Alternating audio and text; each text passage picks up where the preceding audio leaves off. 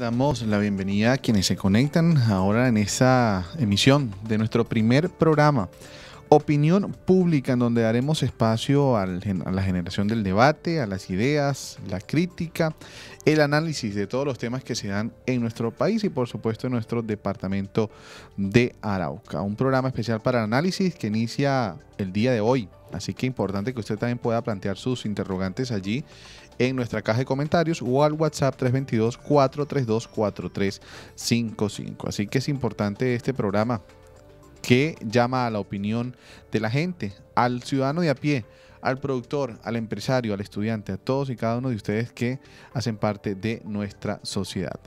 En esta oportunidad nos estarán acompañando los analistas expertos Nasser Cruz y Eduardo Botero, donde vamos a debatir sobre las ideas y propuestas que también den una solución a los problemas de la comunidad, porque si no se habla, no se estará dando una solución al mismo. Lo importante es hablarlo, siempre enmarcado en el respeto. Quiero saludar a quien me acompaña aquí en cabina, Eduardo Botero, analista, economista, quien en varias oportunidades nos ha acompañado aquí y que ahora se une a este equipo de opinión pública. Eduardo, bienvenido, buenos días. Buenos días, William. Muchas gracias por la invitación. Muy contento de retomar acá este espacio de análisis. También esperando pues que sea muy constructivo para todos los que nos escuchan, para todos los que participan y creo que muy pertinente sobre todo para esta situación que estamos viviendo actualmente de unas elecciones que se avecinan muy apretadas pero que también se vislumbran como muy importantes para lo que va a ser el futuro del país. Esperemos a ver cómo vamos el domingo, adelantándome un poco al tema, William. Sí. Porque creo que muchas de las personas que nos están escuchando y lo que nosotros podemos hablar en la calle, en el trabajo, es que de verdad estas elecciones están dividiendo, tienen una marcada división en todo el país y que hay gran expectativa sobre lo que puede suceder independientemente de cuál sea el candidato que gane. Así es, bueno, y vía virtual ya también nos acompaña nuestro compañero Nasser Cruz, a quien saludo. Nasser, bienvenido, ¿cómo se encuentra? Hola William, muy buenos días, doctor Eduardo, a todo el equipo Meridiano 70 y desde luego a la comunidad que nos sigue tanto por la radio como por las redes sociales y muy contento de empezar aquí a participar en esta serie de foros, de debates, de encuentros que nos permiten analizar la realidad del país y sus repercusiones respecto a nuestra región. Así es, y parte de lo que vamos a hacer todos los jueves, agradeciéndoles a ustedes de antemano, Eduardo y Nasser, por su acompañamiento y esperando que sea un espacio de construcción, pero también Eduardo le agregaría de construcción para desarmar un poco eso que creemos que está bien y que la sociedad lo ha normalizado y que está dentro de nuestra responsabilidad mostrarles otras vistas, otros panoramas de lo que aquí tenemos, de lo que es la sociedad actual y de sus problemas, obviamente siempre enfocado y buscando apuntarle a las soluciones, a que también a quienes tienen dentro de su responsabilidad, porque en eso sí no vamos a caer, no hacer el trabajo de los demás, pero sí hacerles ver que están fallando en ciertas ocasiones. Así que será parte del ejercicio y por supuesto la ventana abierta a nuestra comunidad para que a través de un mensajito, a través de ese comentario en Facebook o una llamada, pueda dar su opinión acerca de los temas que aquí abordamos. Pero en esta oportunidad, como lo mencionaba Eduardo, lo electoral es lo concerniente, es la agenda del día, que por estos días nos va a tener con mucha ansiedad, con mucha la expectativa de lo que va a ser esa decisión del pueblo colombiano para el próximo 19 de junio. Y es que no es cualquier cosa elegir a quien va a dirigir los destinos de un país para los próximos 4 años. Así que la participación se debe hacer estrictamente necesaria. Y de eso quisiera que arranquemos un poco, ¿no? Sobre lo que se espera en esta oportunidad del proceso electoral, cuando se tuvo una participación promedio más o menos de votantes de un 37%, no sobrepasó el 40% de el potencial electoral del departamento en esta primera vuelta. ¿Qué se podría esperar para esta segunda, según sus observaciones, según lo que ustedes pueden apreciar del movimiento también de cada una de las campañas? Nasser, ¿cómo ves entonces lo que podría ser la participación en el caso de Arauca para esta segunda vuelta? ¿Podría aumentar o disminuir? ¿Cómo los ves? Yo creo, William, que la participación va a estar sobre los mismos rangos y va a ser muy calcada, es decir, va a existir un triunfo contundente de la figura del ingeniero Rodolfo Hernández, y Petro va a volver a sacar los votos que ha venido sacando en Arauca de manera constante. Entonces, es claro que el comportamiento de los araucanos frente a las elecciones presidenciales es una especie de desahogo de su opinión libre, diferente a lo que pasa en el escenario, lo que es un ambiente de mayor resignación frente a lo que nos toca elegir o frente a lo que puedo opinar por las condiciones de conflicto, de orden público y políticas del mismo departamento, de quienes terminan liderando las diferentes candidaturas en el plano local.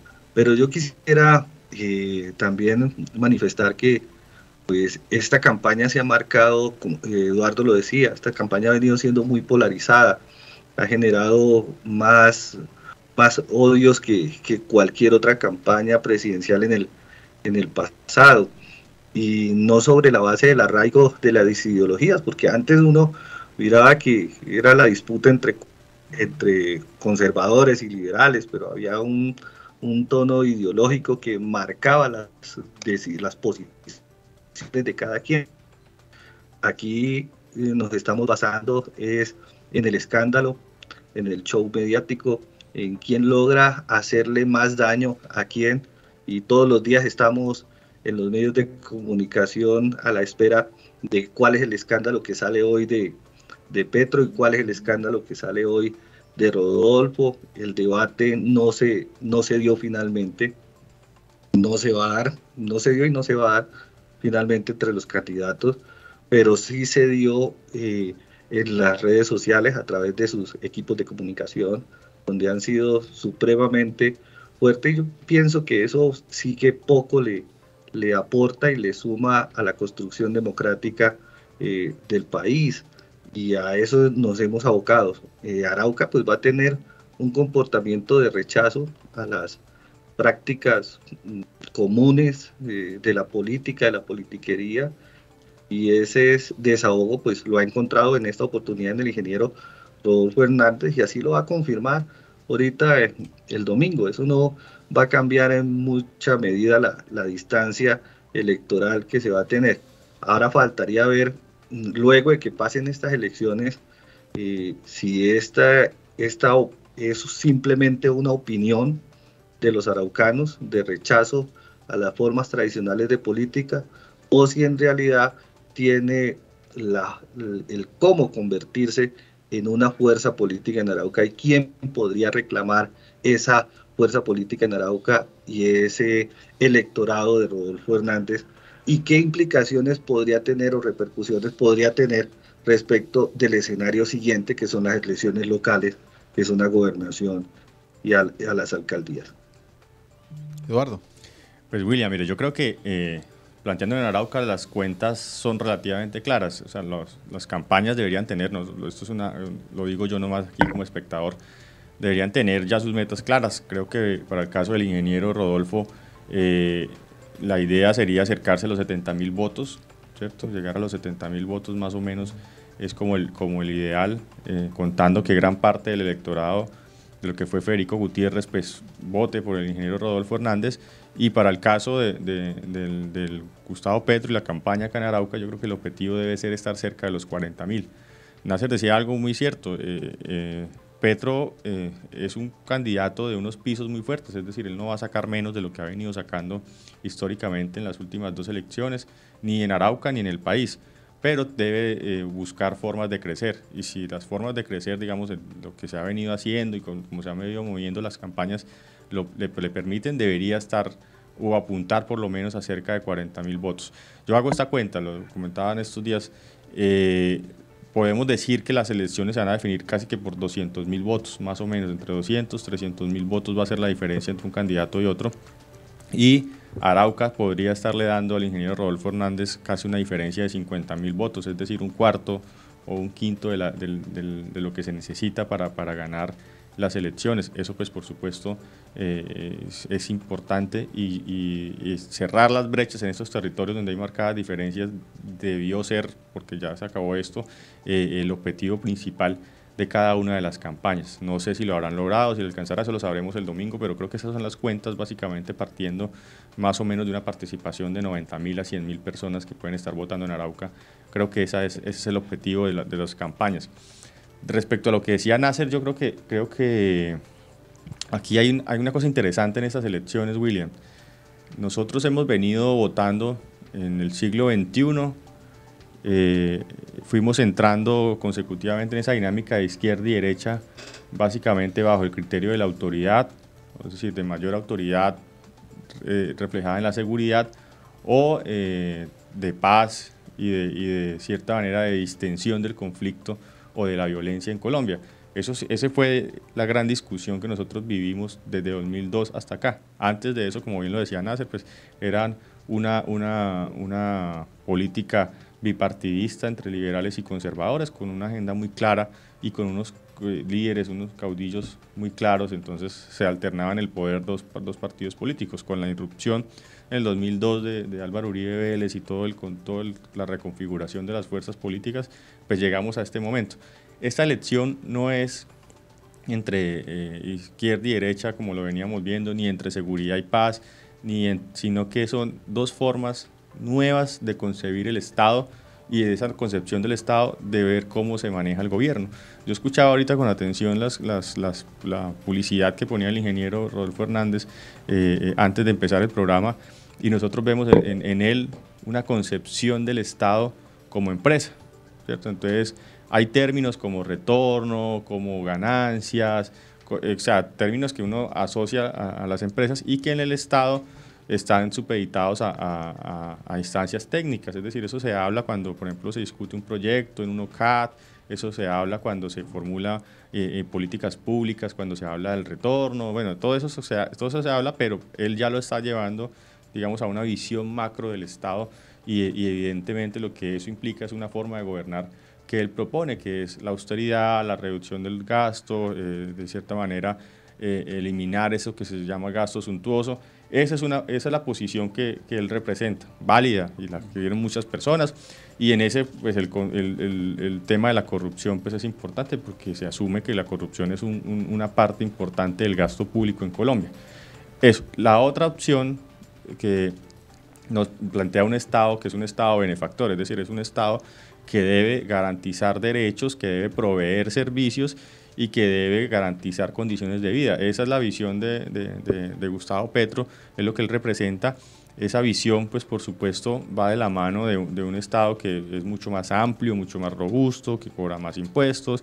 Lo ha dicho él, eso no es nada, una reforma tributaria de 50 billones es 5% del Producto Interno Bruto. Es decir, estamos frente a una visión del Estado quizás más tradicional, ¿cierto? Estados europeos lo han hecho, el estado de bienestar ya llevan desde Alemania finales del siglo XIX, estamos en ese, y es lo que él propone. Entonces, la forma de gobernar con esa visión del Estado proveedor, pues es un Estado que interviene mucho más presente, mucho más activo, ¿cierto? Mucho más, de cierta manera, preocupado por cada vez más temas y es mucho más grande. Entonces, estamos ante esa disyuntiva y estamos eligiendo. Sea quien sea, yo estoy de acuerdo con lo que dicen, se representa un cambio, una modificación de lo que hemos venido haciendo de los últimos gobiernos y me parece que va a generar, esperemos. Hay otros detalles. ¿Qué detalles? Detalles ya de gobernabilidad, qué tanto se puede hacer en relación con las dinámicas del Congreso, porque pues, el Ejecutivo tiene unas potestades, pero necesita el Congreso para las leyes, que es cierto, cómo va a ser la relación con la justicia, cómo va a ser la relación en definitiva con todas las demás instancias del Estado, y eso también es lo que genera el miedo. Entonces cuando nosotros vemos de un lado y otro esas visiones del Estado, pero también ese miedo, el miedo a que no se respeten las leyes, el miedo a que se cambien las reglas de juego de la democracia, el miedo a que en vista de que no hay gobernabilidad, ninguno va a tener mayorías en el Congreso, se opte no por el consenso, sino por la confrontación. Es decir, todas esas cosas generan incertidumbres, y esas incertidumbres pues van desde las bolsas de valores y digamos, las instancias económicas especializadas hasta la persona del común que quiere saber qué va a pasar con él y si va a tener la posibilidad de progresar y avanzar en la vida. Eso es lo que estamos confrontando nosotros. Eso se ha llevado al plano de las redes sociales de una manera ya muy, muy altiva. Tenemos un gran conflicto, y ese conflicto, pues por supuesto, yo creería que es un error no hacer el debate, porque ese conflicto se puede dirimir si el ejemplo fuera que los dos pudieran discutir, debatir, dialogar y con respeto. Yo creo que los demás de ahí para abajo, en redes sociales y en el trabajo, en todos los espacios en los que hablen, podrían también decir: si ellos pueden, nosotros podemos. Pero como ha sido más bien un tire la piedra y esconde la mano, es decir, un lance de acusaciones acá y luego me escondo, pero usted es así, usted también es así, entonces no es el cambio porque está con él, pero usted también está con él, pero mire que usted tiene esto en la fiscalía, usted no. Bueno, eso es una cosa que se pudo haber dirimido si se hubiese hecho, como se hace en las democracias maduras, un debate de ideas, se confrontan las ideas, se proponen los modelos y la gente escoge. Como no se hizo y estamos en las redes sociales, estamos en esta campaña que también es novedosa, pues básicamente lo que se ha demostrado es que todavía nos falta madurar en esos espacios, William. Así es, y lo mencionaba Nasi, lo mencionas tú, la ausencia del debate cuando efectivamente la gente se está matando en sentido figurativo en redes sociales, y ni decir en Twitter, en Facebook, la gran cantidad de comentarios que se mueven, uno pues apoyando su propuesta, de cual creen tener la verdad absoluta, y despotricando del contrario, ¿no? En donde tampoco hay un mínimo de respeto por el hecho de pensar diferente o por decidir diferente. Así que debe ser ejemplarizante por parte de los candidatos que se sumen al debate, y ese efecto, ¿no?, de contagio de lo que pudieran ver en esas personas lo puedan replicar ellos mismos en el día a día a la hora de postear algún tipo de comentario en sus redes sociales. Nasser, el tema de lo que se ha hablado mucho aquí y que quisiéramos analizar un poco es sobre las propuestas. Y es que pareciera que las propuestas ya han quedado en un segundo plano. De eso del cual tanto se hablaba mucho antes de la primera vuelta, ahora en la segunda ya pareciera que prevalece los apasionamientos, el fanatismo y del jugar con esa carta negativa del otro candidato para que simplemente no llegue a la Casa de Nariño. ¿Qué opinión le das a esto cuando pareciera que lo de las propuestas ya ha quedado en un segundo plano y ya se está jugando es básicamente con la emoción, con ese apasionamiento del posible elector? Yo creo, William, que los asesores de las campañas presidenciales, así sean latinoamericanos, creo que acuden mucho a la forma y al estilo de hacer, de promover la política de imagen o de marketing de los candidatos presidenciales de los Estados Unidos, donde en Estados Unidos la fuerza de la opinión es muy contundente y castiga los comportamientos de los candidatos en cuanto a su conformación familiar, a sus relaciones con sus empleados, a sus manifestaciones públicas. Son bastante censurados. Y aquí en esta campaña lo que se ha visto es eso, han tratado de buscar ya no solamente al candidato, sino a sus familiares para ver qué escándalo se puede generar y con ello tratar de generar esa rabia, esa indignación que motive al elector a votar en sentido contrario o contra ese candidato. Y ahí es donde hemos encontrado cambios en las posturas de algunos de los candidatos. Entonces hoy encontramos un Gustavo Petro muy diferente del original, del de hace 12 años. Un Gustavo Petro más hacia el centro, se muestra conciliador en sus ideas, que sabe, que entiende que necesita ganar y que para ganar necesita el concurso de otros sectores diferentes a la izquierda radical, que siempre lo ha acompañado, y que también entiende que es esta o es nunca la oportunidad de ser presidente, y por eso lo hemos visto cómo ha venido abriéndose hacia el centro, y después de la primera vuelta presidencial, pues estratégicamente ha hecho unos movimientos muy importantes que le van a ayudar a consolidar de cara a la segunda vuelta, al próximo domingo, y es como vemos que entró a la campaña Antanas Mockus, que es un referente muy importante de opinión, y especialmente en Bogotá, porque él entiende que el porcentaje, que incrementar el porcentaje, la diferencia en Bogotá es sustancial para el resultado electoral frente al número de votantes que tiene la región del centro oriente del país. Entonces, ahí entran Antanas Mockus, entra Lucho Garzón, entra inclusive sectores tildados neoliberales como el de Rudolf Holmes, y entra también a apoyar las tesis y ajustar las tesis de economía que está planteando Petro para desarrollar en el país. E igualmente el domingo pasado ya la gestora social o la esposa de la alcaldesa de Bogotá, la senadora Angélica Lozano, también anunció ese apoyo a la candidatura de Gustavo Petro, y eso hace que cierre Bogotá, que esté pensando en abrir la brecha electoral para contrarrestar los sectores donde no le está yendo muy bien en las elecciones. Y por el otro lado encontramos al ingeniero Rodolfo, que en sus propuestas, así algunos lo tilden de derecha, así algunos lo tilden de capitalista, pero en sus propuestas ha venido haciendo unos anuncios de subsidiariedad. Entonces él viene diciendo que va a apoyar la renta básica para más de 5 millones de personas, con 500.000 pesos de subsidio, y viene haciendo esa serie de propuestas que son subsidiarias y que se parecen mucho a las de su contrincante, y entonces ahí uno encuentra que él también se dio cuenta que no solamente con el TikTok va a poder ganar las elecciones, sino que necesita recoger otros sectores, inclusive sectores de la política tradicional, para que le ayuden a consolidar el triunfo en estas elecciones.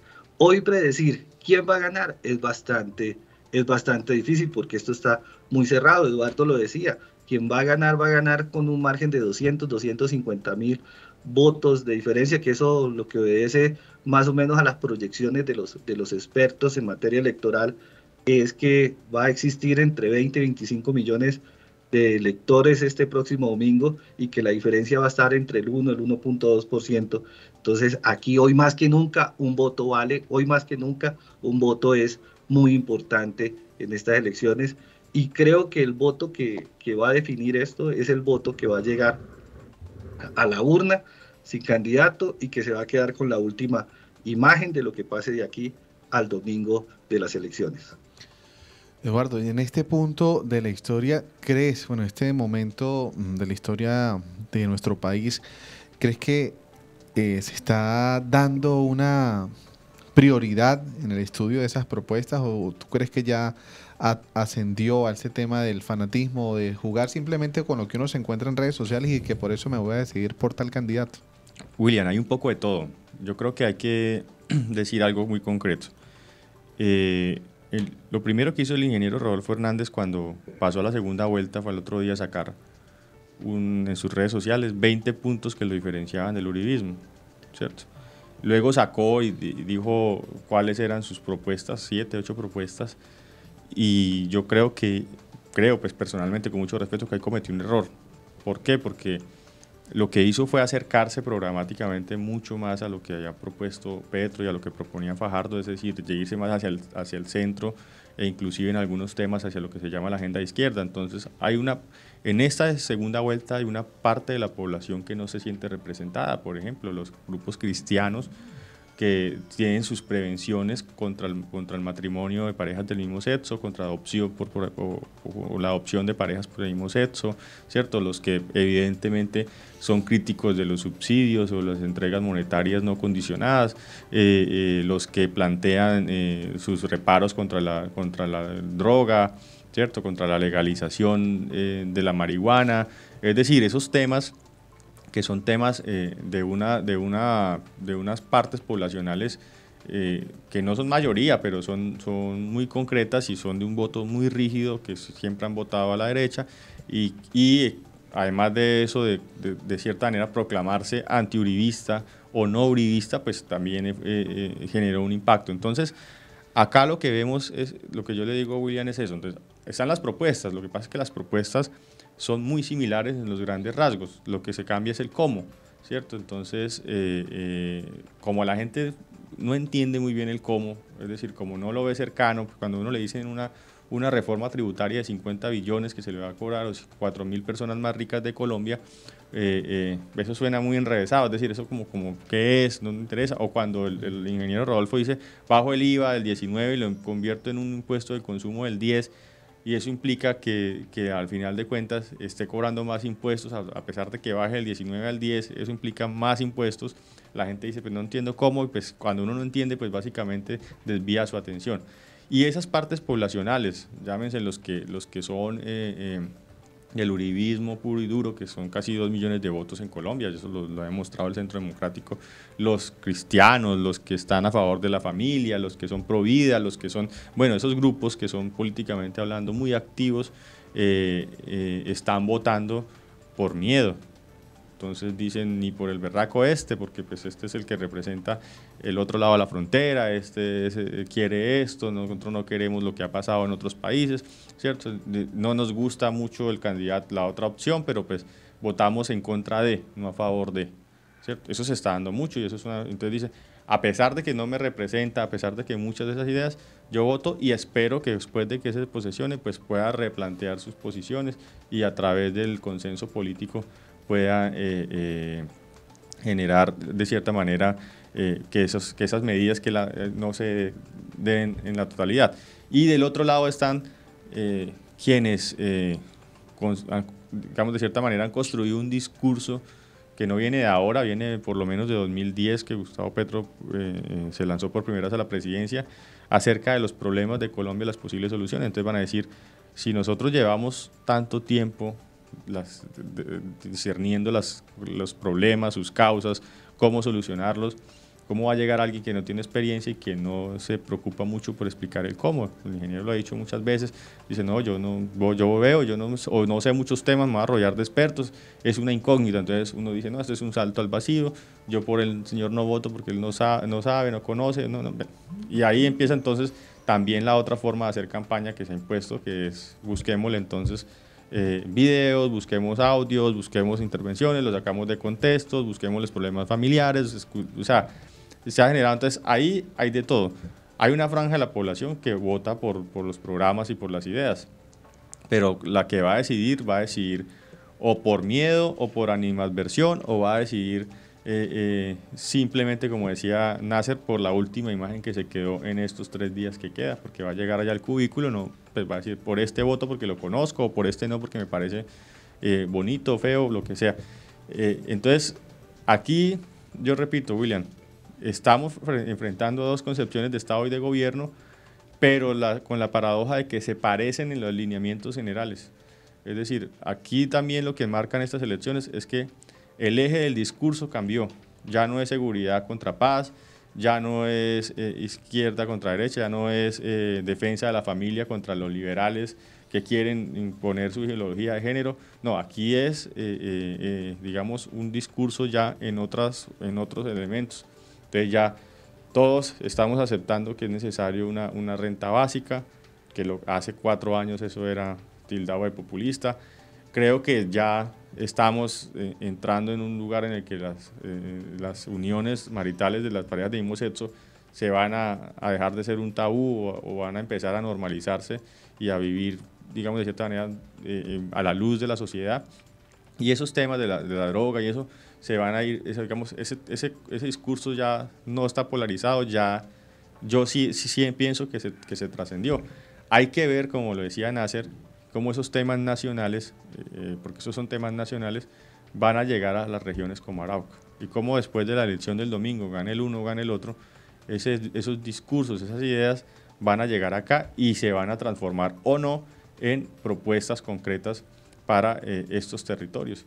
Porque pues, en Bogotá nosotros ya sabemos que está a la izquierda, en Medellín, en Antioquia ya sabemos que está a la derecha, en la costa sabemos que hay unos votos también de unas maquinarias, pero en estos territorios como Arauca y territorios digamos más alejados del país, no se sabe cómo estas elecciones puedan llegar a repercutir en el escenario electoral territorial. Bueno, y parte también de la agenda en el territorio de la región, quisiera también que abordemos algo que se dio el pasado fin de semana y fue la decisión de los recién electos representantes a la Cámara, que según ellos se trata de una decisión colectiva, entre comillas, en donde se deciden y manifiestan irse por la campaña en apoyo del señor Gustavo Petro y Francia Márquez. ¿Cómo se puede interpretar esta decisión luego de que el pueblo araucano pues dijo algo diferente? Nasser. Bueno, yo pienso que los representantes a la Cámara, pues, respetablemente, pues, hicieron su análisis respecto de qué es lo que a razón de ellos más le conviene al departamento de Arauca y dónde podrían tener un mejor escenario para desarrollar su gestión. Entonces, frente a la incertidumbre que genera el ingeniero Rodolfo a decir yo no hago acuerdos con nadie, el acuerdo mío es con el pueblo colombiano, entonces creería yo que de pronto ahí ellos no encuentran en ese discurso una garantía mínima para desarrollar su actividad en el Congreso de la República y su gestión de cara a los araucanos. Mientras que de pronto en el discurso de Gustavo Petro, que está llegando y santificando a todo el que llega a sus bases, le dice, encuentran que hay una posibilidad de desarrollar ese mismo trabajo. Pero más allá, yo creo que ellos deben establecer una agenda o una hoja de ruta que les permita trabajar unidos, que eso es un hecho positivo, independientemente de la decisión política que ellos hayan tomado de apoyar a uno o a otro candidato en esta contienda electoral. Yo creo que el hecho positivo es que se han unido los tres y que están tratando de trabajar en un mismo sentido, que es en beneficio de los araucanos. Y creo que los retos en la construcción de esa agenda y de entrar a involucrarlo con el presidente de la República deben estar dirigidos por lo menos en tres puntos. Uno tiene que ser que definitivamente necesitamos conectividad del departamento de Arauca con el centro del país. Conectividad tanto en infraestructura vial, que lo requerimos y que lo pedimos a gritos para poder tener desarrollo, competitividad y más. Necesitamos conectividad energética, necesitamos conectividad de los medios virtuales, avanzar en la virtualidad y en la conectividad por parte de informática, por parte del departamento, que creo que tienen que hacer un bloque que permita que el Estado con otros ojos vea la situación del conflicto en Arauca, que cada día es peor y que parece que no va a tener solución ninguna, porque así los líderes sociales pidan mayor inversión en el territorio, que menos tropa y todo lo que se escucha cada vez que hay la situación difícil de orden público en Arauca. Yo creo que hay que alzar la voz y hacer que el gobierno hable directamente con las organizaciones guerrilleras en el departamento de Arauca para que dentro de un diálogo directo entremos a disminuir el conflicto que hoy tiene atemorizado a toda la franja de la frontera, porque esto no solamente lo estamos viviendo los habitantes del departamento de Arauca, sino que también lo están viviendo la vecina, los habitantes ribereños de nuestro Arauca. Y el otro punto que tiene que ser clave es el del restablecimiento de las relaciones con Venezuela. Nosotros creemos que hay que desahogar al departamento de Arauca, empezando porque Arauca, si es por la ruta de la soberanía, en el corto plazo no tenemos salida ni desarrollo, y si es hacia al otro lado, pues también es un poco difícil la situación de conectividad con el país. Entonces tenemos que buscar una forma de cómo desahogarnos social y económicamente, reencontrarnos culturalmente con nuestros hermanos venezolanos, y que ya como la comunidad internacional, Air France está viendo las formas de cómo abre sus nuevas rutas, de nuevo las rutas hacia Maiquetía, hacia Caracas, y que Estados Unidos está viendo cómo abre sus relaciones comerciales en cuanto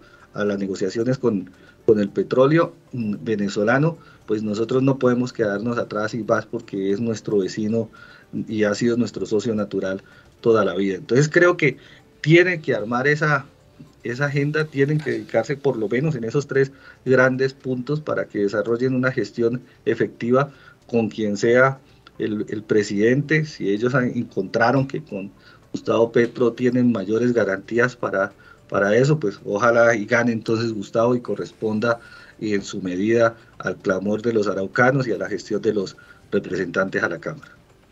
Eduardo, tu opinión frente a lo que fue la decisión de los recién representantes. William, antes de eso yo creo que hay que decirle a los araucanos algo, a todos los araucanos, rodolfistas, petristas, uribistas, bueno, todos, y es que no podemos caer en el error de pretender imponer la tiranía de la mayoría, ¿cierto? Está claro, es contundente que el ingeniero Rodolfo Hernández tiene mayoría en estas elecciones, que muy probablemente en la segunda vuelta va a sostener esa gran diferencia que ha marcado, pero eso no implica que las personas que tomen la opción contraria o que hayan votado en la primera vuelta por una opción diferente ni estén equivocados ni tengan por qué, de cierta manera, irse con el ingeniero Rodolfo Hernández. Dicho esto, entonces, hay que decir que yo creo, ¿no? Y un poco haciendo, tratando de entender las razones, más allá de la cercanía, creo que hay un cálculo de dinámica en el Congreso. Yo creo que tanto los representantes como quien ocupa la curul para la especial de paz están viendo que la bancada del pacto histórico es una bancada grande, que muy probablemente va a tener gran ascendencia en el Congreso, que de no ser electo presidente Gustavo Petro, va a armar un bloque de centro izquierda que va a hacer una oposición fuerte, más fuerte que la que vivió el presidente Duque incluso, y ellos van a apuntar dentro de esa dinámica de oposición a generar bancadas por temas estratégicos regionales. O sea, ellos encuentran ahí en esa parte de la centroizquierda mucho mayor comprensión de los problemas de la frontera, ¿cierto? Que lo decía Nasser. Entonces, la necesidad de abrir la frontera, pero también la necesidad de aumentar la inversión para estos territorios. Todo eso entiendo yo que lo ven reflejado, mientras que el ingeniero Rodolfo Hernández pues tiene 2 representantes a la Cámara que fueron electos por Bucaramanga, por Santander, perdón, y él tiene de cierta manera todavía el trabajo de llegar y componer su dinámica en el Congreso con los partidos. Así no nos guste o a muchos no les guste los partidos tradicionales, él va a tener que entrar a negociar, a acordar, a hacer consensos. No todas las negociaciones implican dinero, ni son sucias, ni todas las negociaciones ni los acuerdos implican corrupción. En las democracias, yo insisto, en las democracias maduras de los países desarrollados, los consensos y los acuerdos son para generar gobernabilidad, y esa gobernabilidad, no necesariamente amarrada a presupuesto público, sí va sobre unos ejes programáticos. Yo creo también que es un error desde no haberlo hecho desde este momento. Es una estrategia electoral muy probablemente, pero no haberlo hecho desde ese momento, porque le cerró la puerta a representantes y congresistas electos o a quienes son reelectos y están en ejercicio, y probablemente cuando lleguen a él como presidente, Rodolfo Hernández, y queda electo, cuando llegue pues va a haber algún resquemor, porque pues siempre se ha referido en términos altisonantes para con la clase política, y no todos son iguales, y a la gente no le gusta que generalicen eso. Entonces, Entiendo por ese lado la decisión de los 3 representantes, entiendo también como un ejercicio muy interesante que creo que nunca antes lo habíamos visto. Nasser, que pronto tiene un poco más de experiencia, es el mayor del grupo. Nasser, yo la primera vez que veo que por lo menos se ponen de acuerdo los representantes a la Cámara y nos van mostrando un camino. ¿Cuál es el camino que ellos escogieron? Trabajar en conjunto, trabajar en bancada. Son 3, ¿sí? Una golondrina no hace verano, pero si son inteligentes y lo suficientemente astutos y lo suficientemente políticos, en el buen sentido de la palabra, van a lograr con Norte de Santander, con La Guajira, con Nariño, con Biaupés, con todos esos departamentos, generar una bancada que descentralice los recursos y la toma de decisiones que estos gobiernos que han pasado han vuelto a centralizar. Entonces, las regalías, crecimiento del Sistema General de Participaciones, todos esos recursos y la toma de decisión con proyectos estratégicos, por ejemplo, la vía de la soberanía, que se está haciendo muy lenta, las otras vías, la ruta de la libertad, bueno, la vía que se sale para Bogotá, todo eso implica gestión política y yo entiendo que ellos están apostando a que esa gestión política la pueden hacer mucho más fácil con un Congreso afín, ¿cierto? Porque cuando lleguen el 20 de julio, tomen posesión el Congreso, ellos van a decir, van a verse las caras allá, ¿no? Es decir, usted me apoyó o no me apoyó, usted estuvo conmigo o no estuvo conmigo, ¿cierto? Y van a llegar entonces, y listo, vamos a trabajar, estas son nuestras propuestas, esto es lo que nosotros pretendemos hacer. Yo lo veo muy interesante, me parece que es un acierto que se hayan ido los 3, hayan tomado una decisión única. El candidato es lo de menos, ellos tendrán sus razones también ideológicas y se sentirán más cercanos y se sentirán mejor o no tratados, pero creo que es una apuesta muy, muy interesante que si logra mantenerse, que si logra cuajar, puede generar unos beneficios. ¿Qué ha pasado? ¿Qué había pasado con lo que estamos terminando? Primero, ese canibalismo político en Arauca, que no deja terminar un periodo, es una amenaza que todavía está en ciernes en este momento. Y segundo, pues siempre hemos tenido un representante afín al gobierno, cercano al gobierno, y otro relegado al ostracismo. Entonces tenemos como esa diferencia y nunca hemos visto como un trabajo mancomunado o en muy pocas ocasiones. Entonces, si se logra, repito, si se mantiene esa dinámica, podemos hablar de una cosa positiva. Y pues creo que es una decisión interesante y válida pensando en lo que se viene, porque más allá del gobierno que llegue, más allá del presidente que sea electo, el Congreso tiene sus propias dinámicas y tiene sus propias capacidades y su propio poder, y entrar en esas dinámicas de poder es muy importante para ser exitoso en la labor como representante de la Cámara. Nasser, y en el evento de que Petro pierda, ¿esto traería un costo político a los representantes? ¿Cómo lo ve usted, que tiene la experiencia en este ámbito?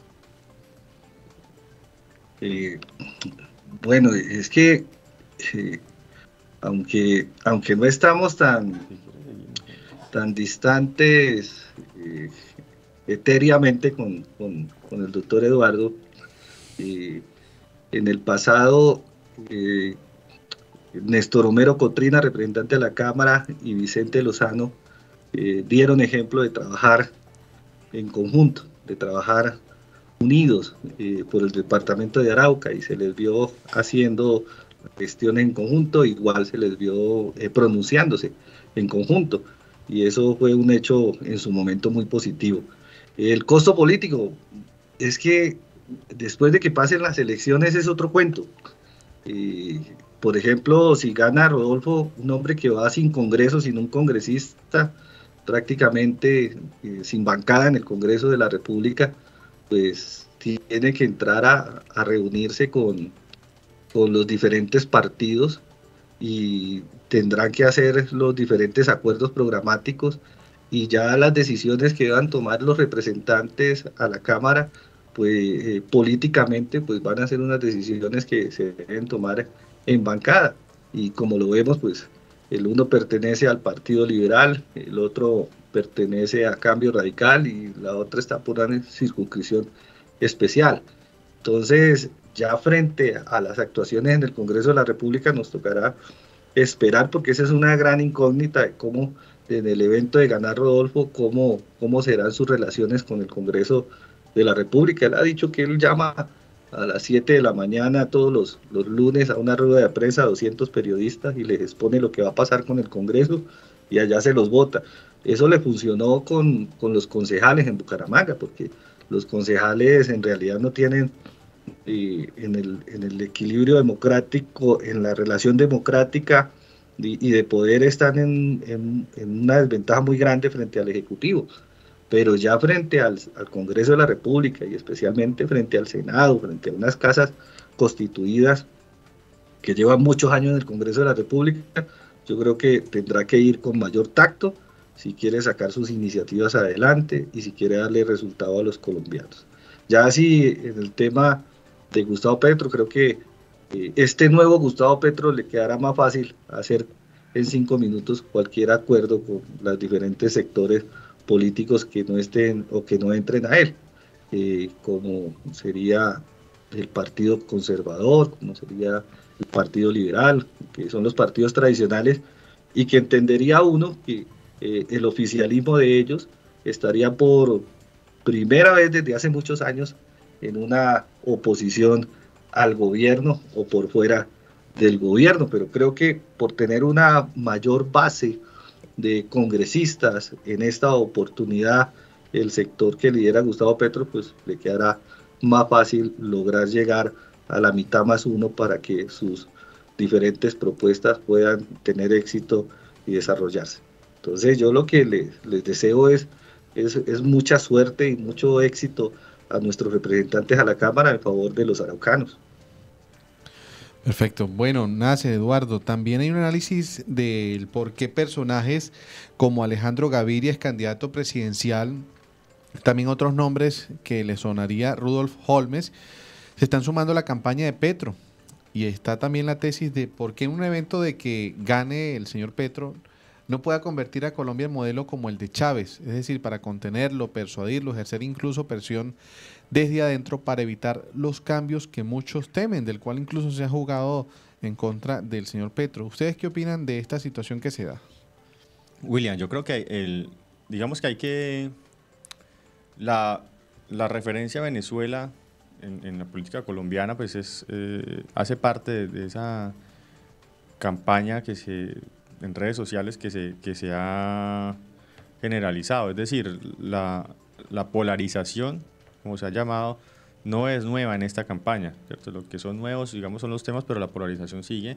Y pues por supuesto que Venezuela ha jugado un papel muy importante en las elecciones, inclusive de Estados Unidos. Es decir, se ha llegado a tildar a Joe Biden, un tipo 50 años congresista, institucionalista en Estados Unidos, de Castro chavista, ¿cierto? Eso lo hizo Donald Trump, lo hizo con Hillary Clinton, se hizo en Chile, se hizo en Perú, ha ido perdiendo eficacia, pues porque por supuesto, como siempre, cuando los mensajes son muy repetitivos, pues se pierden eficacia. Yo lo que veo es lo siguiente, William, esos personajes son economistas como yo, pues sienten una mayor afinidad por la propuesta porque tiene muchos más componentes la propuesta económica de Gustavo Petro que la propuesta económica del ingeniero Rodolfo Hernández. La propuesta política del ingeniero Rodolfo Hernández es efectiva, su comunicación es muy asertiva, llega digamos, al gran público en general, es fácil de comprender, pero cuando entramos a los detalles y se empiezan a ver algunas falencias. Creo que esta ha sido tal vez parte de la decisión de que no hubiese querido ir a debates, porque cuando se dan esos debates, y bien no van a cambiar gran cosa, se empiezan a notar algunas falencias y dentro de esas falencias se pueden cometer errores y esos errores a estas alturas podrían llegar a costar la presidencia de la República. Entonces, hay muchos más elementos para discutir. Mira, uno puede estar de acuerdo o no con una reforma tributaria que se concentre en los 4.000 capitales más ricos del país, pero detrás de eso hay una discusión muy interesante y es que digamos que en la apropiación de la renta en Colombia, el 10% más rico de las personas tienen el 50% de la renta, mientras el 40% más pobre de los colombianos, el 50% más pobre de los colombianos tienen apenas el 40% de la renta. Entonces, hay una gran discusión ahí que es muy técnica, ¿no? A mucha gente le aburre y dice, los economistas son muy aburridos, pero hay una gran discusión ahí. Y entonces uno lo que plantea es que en términos económicos se puede discutir igual que se puede discutir la política de protección arancelaria que plantea Petro, eso se puede discutir.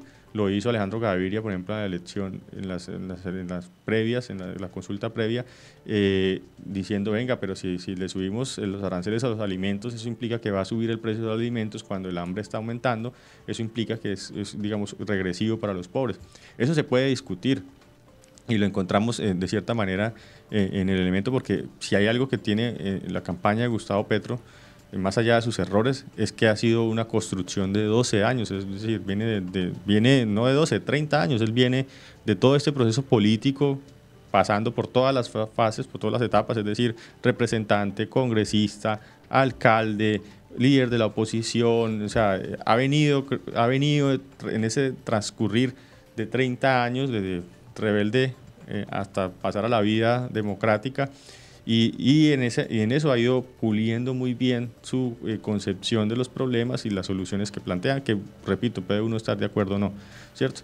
Entonces, cuando uno va, o en el hipotético caso, cuando uno va a apoyar al ingeniero Rodolfo Hernández, pues lo primero que tiene que decir es que no puede hacer, le pasó a Fajardo, no puede hacer ninguna crítica, ni ningún comentario, ni ningún aporte, porque básicamente la decisión fue, esto fue lo que ganó, esto fue lo que eligió la gente, esto es lo que hay que hacer. Y Fajardo lo intentó con Robledo y poner ciertos puntos en la agenda del ingeniero Rodolfo, y la gente dijo, no, es que usted no ganó, usted sacó menos de 1 millón de votos, yo saqué 6 millones de votos, lo siento, pero yo no voy a aceptar que usted me imponga nada. Y entonces ahí en ese no discutir, en ese decir, usted no me venga a hablar, porque yo no hago acuerdos con nadie, yo no estoy con nadie, yo no voy a negociar lo que yo soy, muchos no encuentran puntos para apoyarse y decir, yo lo apoyo a usted porque yo estoy de acuerdo con lo que usted está proponiendo, pero como no está claro qué es lo que está proponiendo en muchos aspectos,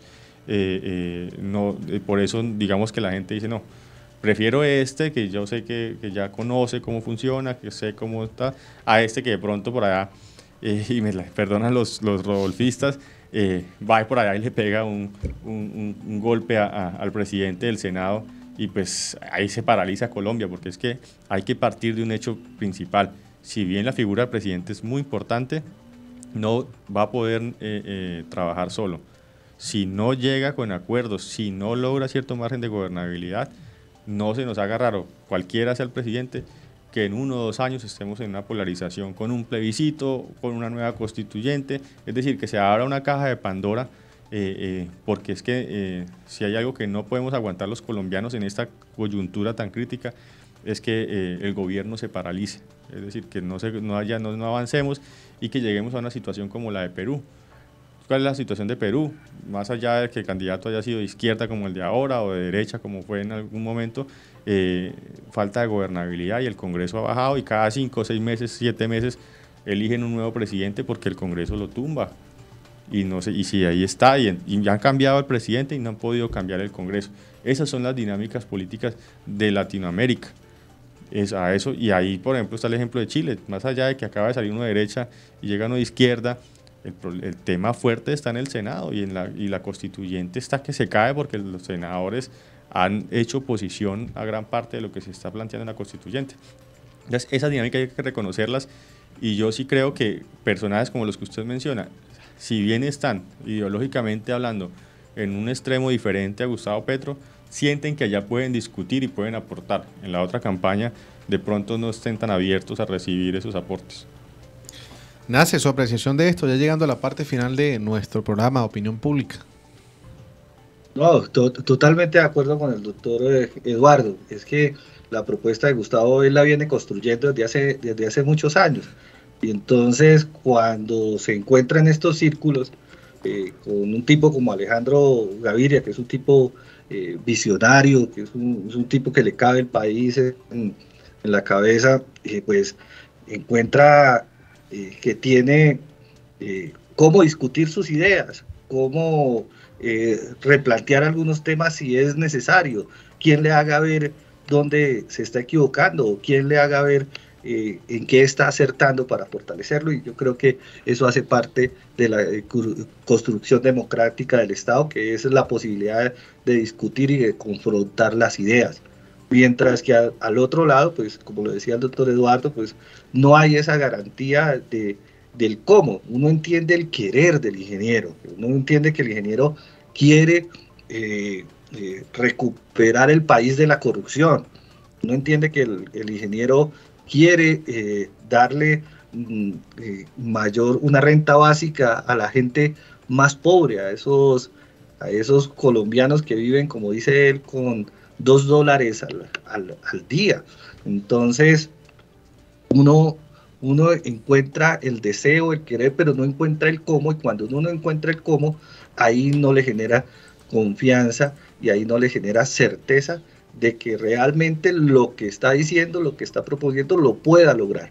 Y más cuando hace un corte tan radical con los sectores políticos del país, que son quienes conforman el Congreso y que son con quienes tiene que trabajar, quiéralo o no lo quieran, va a tener que trabajar con ellos. Ya viene haciendo algunos acercamientos, algunos coqueteos, como el tema con Germán Vargas Lleras, porque se dio cuenta que los necesita.